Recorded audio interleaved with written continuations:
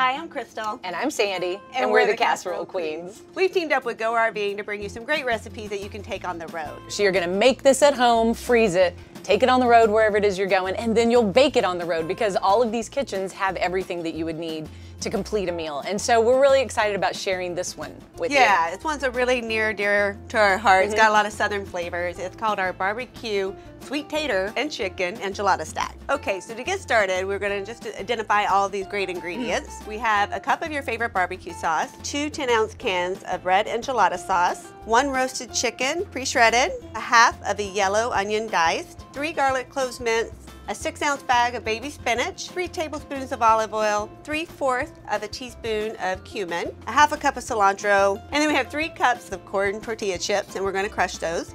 And then we have 2 cups of pre-shredded Mexican cheese blend. All right, so now we're gonna make the sweet taters. What you're gonna start with is 3 sweet potatoes, peeled and cut into about 1-inch cubes, 3 tablespoons of extra virgin olive oil, a 1/4 teaspoon of cayenne pepper. I sometimes go more, just kind of depends on the mood I'm in, a teaspoon of salt, and a half a teaspoon of freshly ground black pepper. And all we've done is just preheated our oven to 375, and we've taken the sweet potatoes and laid them out on a cookie sheet. And then what we're gonna do is just drizzle over the olive oil. Drizzle away, mama. I'm gonna drizzle. Cayenne pepper, the black pepper, and salt. So I'm gonna get in here and just toss it all around so every little bit of the sweet potato is covered. So those are in a 375-degree oven. They're gonna cook for about 25 to 30 minutes till they're nice and roasted. So while the potatoes are roasting, take those 2 10-ounce cans of enchilada sauce and then a cup of your favorite barbecue sauce, and we're gonna whisk them together. Now, a really great thing about the barbecue sauce is this could be like a memory from the road. While you're out on the road with your family, pick up a jar of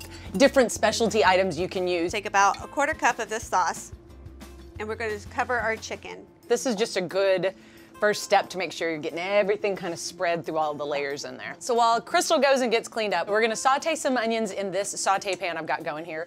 Over medium-high heat is what we're looking for. 3 teaspoons of olive oil going in. We have a half of a small yellow onion diced. These are looking super, super awesome. They're nice and soft, they've sweated down. So now we're gonna add the garlic. Again, it's about 3 cloves of garlic minced. You're gonna want to add it at the end like we are here because you don't want it to burn. We're just gonna let this cook for about a minute. So now this comes off the heat. We are good to go. Oh, that smells so amazing. Well, about this point, our sweet taters should be done. And in the meantime, take about 1.5 cups of this lovely barbecue enchilada mixture that we have made, and I'm going to add it to the pan with the sauteed onions and garlic. I'm gonna scoop them in as well. All this is just going into the same saute pan.